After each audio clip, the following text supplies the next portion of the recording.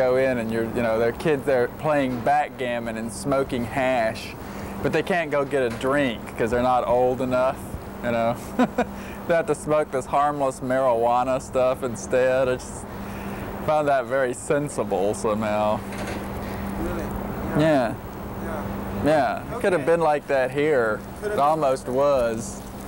It still could be, couldn't it?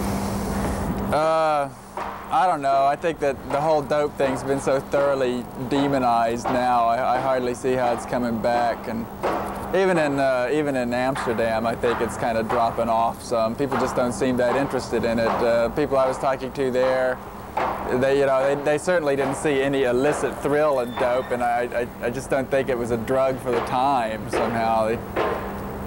They weren't like going ape and going out to scare the horses or anything. They just sit around like smoking dope and drinking orange soda and listening to old Motown records. It seemed very low key. It wasn't like the Revolution baby or anything, you know. All right, well, let's see. Where do you want to start? Well, this is a freedom and First Amendment rights type of thing. Yeah. Yeah. Well, let me give you my take on what I think is really happening here and what is really bugging people. These guys are hippies with computers, basically. But they're like hippies with computers 20, 25 years on. Some of them still have that 1,000-yard stare, you know. These guys are like SDS veterans and stuff. But some of them have like personal fortunes of up to $500 million. And they're really enamored of the idea of the electronic landscape as a realm of freedom, you know, a place to essentially get away from straits and to exercise, you know, total unrestrained imagination. It's like a league of spiritual discovery thing for them, you know. And hippies, per se, I think have been pretty much pushed off the cultural radar for about 20 years now. They just, you know, they just tried to bury everything that ever happened in Haight-Ashbury and, you know, the whole scene. It's easier to write and publish or make a movie now about Nazis and what Nazis believe than it is about hippies and what hippies believe. But hippies with computers are simply impossible to ignore. They're just, they're people in positions of limited authority who just get severely bent out of shape over the horrid spectacle of hippies with computers.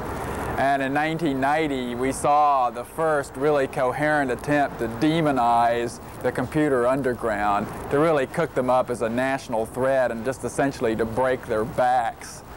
And it almost worked. I mean, it got a lot of awful publicity. I mean, they were very painstakingly hackers, and, you know, and punks, you know, punks with computers were very painstakingly vilified by, you know, people in positions of authority. And there was quite an extensive media campaign to, you know, paint them up as a considerable threat. And it was pretty badly bungled. Some cases. Right. Well, that was the Najdorf case. That was perhaps the foremost triumph of the Electronic Frontier Foundation. Najdorf fell afoul of the Bell South Corporation because some Confederates, acquaintances of his, had lifted some documents from a Bell South computer, and it was put about that they had attacked the police 911 emergency dialing system. And of course, this would have constituted a very serious crime. And you can imagine that the police, the police took an attack. The police looked with great disfavor on the prospect of a hacker attack on their own private phone systems. But it turned out that this was essentially a scare tactic. I mean, this was not a real. This purported threat was a complete phantom. The 911 system was never in any actual danger. So a quite large show trial was cooked up, and it went on, and it just collapsed in total ignominy and represented a serious setback for the forces of cybernetic order. And I think that since that time, There have been a number of other rather inconclusive cases, cases not dropped. Now federal law enforcement officials are beginning to refer to the hacker crackdown of 1990 as a boondoggle and a waste of money.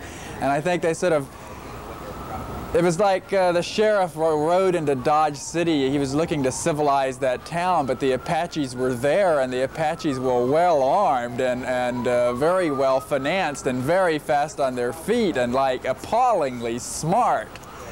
And they just dealt these people a stinging defeat. And I think we're going to see the realm of electronic exploration probably remain fairly wild and woolly for maybe even a good decade. I think we may see the 90s as the digital 60s. That, you know, you're going to be able to do a lot of things in the 1990s with computers that might have been done with drugs, you know, some time ago. But these don't damage your liver, okay?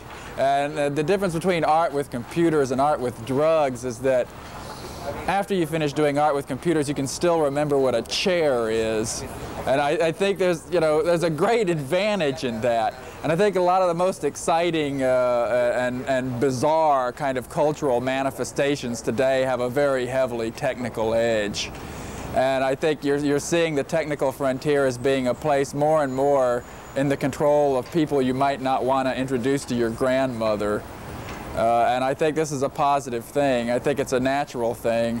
You certainly can't computerize society without computerizing its bohemia, too. You can't computerize straight people without computerizing hippies, punks, beatniks, whatever. And this is a happening scene. I mean, there are magazines doing it. There are novels written about it. There are, you know, it's international in scope. It's happening in Japan. It's happening in Holland. It's happening in Austria. There aren't many people because to combine like really weird cultural stuff with technical literacy, that's kind of a hard double trick to pull off. But when you do pull it off, you find yourself so empowered that it's really just tremendous fun. It's an adventure, and there's just not that many untrammeled adventures left in society, and this is one of the most promising. This is a happening scene, baby. I think people don't realize about Bohemia, you know, the underground realm of hippies and beatniks and punks, is that it's really old. It's not something that was like invented in 1965 and it didn't come out of the air. It's as old as industrial society. It dates back to, you know, Paris, London in the mid-19th century. It dates back even earlier than that. There are roots of it all the way back to the 16th century. It's always been here. It's generated by industrial society. It's just separated from it by a membrane. And to a great extent, the people in Bohemia, the underground people, are serving as volunteer lab rats for society. A lot of stuff that goes on that you might not want to introduce to society all at one time. First thing you do is you try it on some guinea pigs and see if it's poisonous.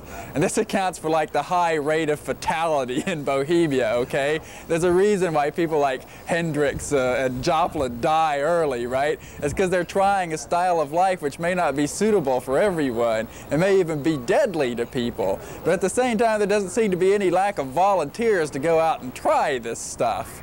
And that's what this is for, and that's why there's always been a wall between straight society and Bohemian society. It's not by accident. I mean, this is like something which is designed into the thing. And if you think about it, you can see why it's there, why it even makes a sort of sense, you know.